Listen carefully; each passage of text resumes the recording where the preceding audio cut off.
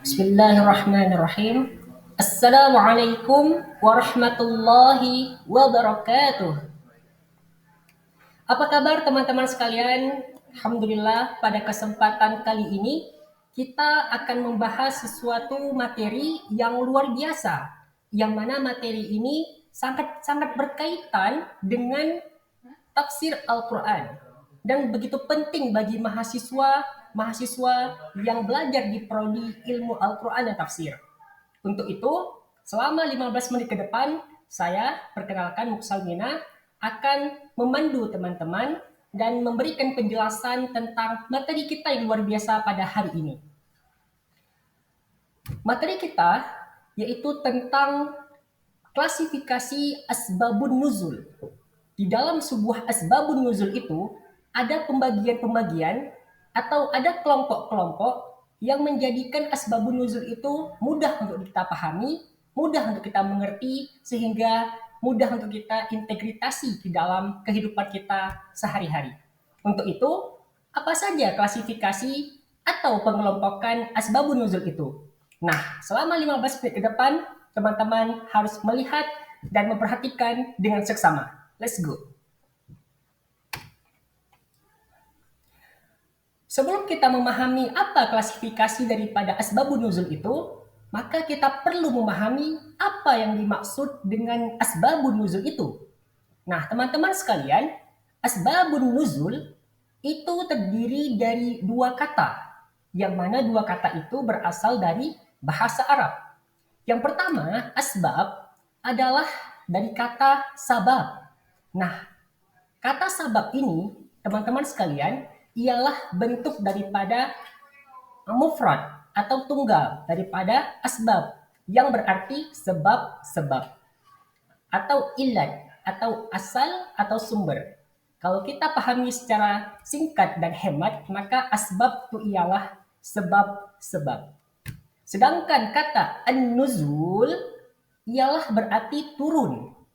Nah, jika kedua kata atau diksi kata ini kita gabungkan menjadi asbabun nuzul, maka yang bisa kita maksudkan ialah suatu keadaan, suatu kejadian atau peristiwa yang mana ketika keadaan itu terjadi, Al-Quran itu diturunkan oleh Allah Subhanahu wa Ta'ala. Dan keadaan itu yang dimaksudkan bisa jadi karena suatu peristiwa ataupun karena suatu pertanyaan-pertanyaan. Nah, jika kita konsepkan secara lebih rinci, asbabun nuzul itu ialah suatu yang dengan keadaan suatu itu, wahyu Al-Quran diturunkan pada waktu sesuatu itu terjadi, seperti peristiwa ataupun pertanyaan. Nah, demikian yang dimaksud dengan asbabun nuzul. Lalu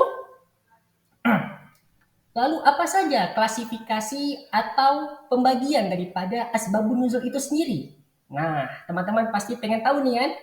Nah, jadi apa saja itu klasifikasi daripada asbabun nuzul sehingga kita mudah untuk memahami dan mengintegritaskan di dalam kehidupan. Yang pertama teman-teman sekalian, pembagian atau pengelompokan atau klasifikasi daripada asbabun nuzul itu terbagi menjadi 3 macam. Yang pertama itu adalah dari segi dikenali atau tidaknya sebabnya. Jadi asbabun nuzul itu dikenal sebabnya, diketahui sebabnya, atau tidak diketahui. Itu pembagian pertama.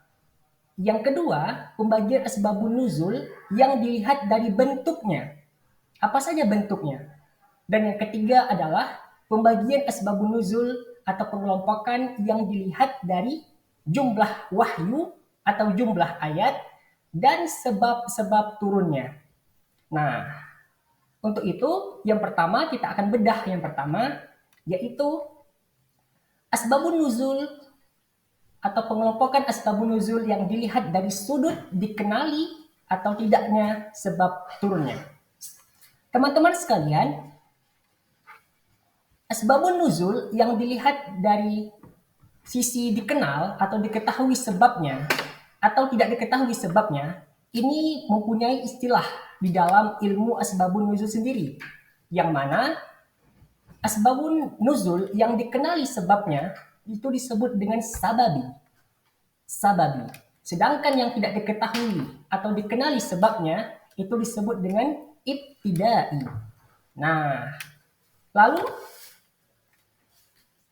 apa saja isi daripada hal-hal tersebut? Sababi maupun ibtidai. Asbabun nuzul yang Asbabun nuzul yang diketahui sebab-sebabnya atau disebut dengan sababi itu bermuara pada dua hal atau dua sumber. Yang pertama itu ialah peristiwa, yang kedua itu adalah pertanyaan-pertanyaan. Kenapa ada peristiwa dan pertanyaan ini? Peristiwa ini itu ada sehingga memerlukan penjelasan hukum atau peringatan dari Allah Subhanahu wa taala. Sehingga Allah Subhanahu wa taala melalui peristiwa itu Allah turunkan petunjuk, Allah turunkan pedoman atau wahyu itu. Al-Qur'an itu disebut dengan wahyu.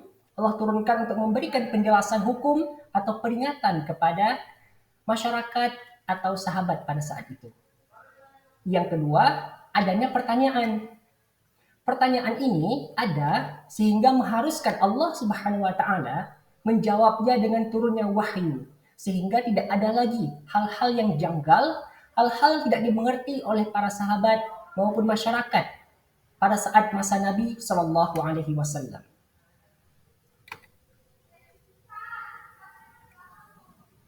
Kemudian teman-teman sekalian, asbabun nuzul yang tidak dikenali sebabnya atau disebut dengan ibtidai, ini ialah hanya asbabun nuzul yang tidak dikenali sebabnya atau ibtidai.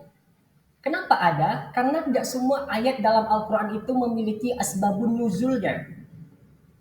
Bahkan ada para ulama mengatakan hanya sepertiga daripada Al-Quran hanya ada asbabun nuzul. Sedangkan sedangkan di luar sepertiga ini, maka Al-Quran itu tidak memiliki asbabun nuzul atau sebab-sebab yang melatar belakanginya untuk turun. Bahkan kata Imam As-Suyuti, beliau menyebutkan hanya ada 711 ayat atau 11,40% yang ada sebabnya di dalam Al-Quran. Ini perlu kita pahami karena jangan ada sampai pertanyaan, kenapa asbabun nuzul? Kenapa Al-Quran itu tidak semuanya ada asbabun nuzul? Nah, karena tidak semua ayat Al-Quran itu memiliki asbabun nuzul dan ada yang memiliki asbabun nuzul. Ini perlu kita ketahui, teman-teman sekalian.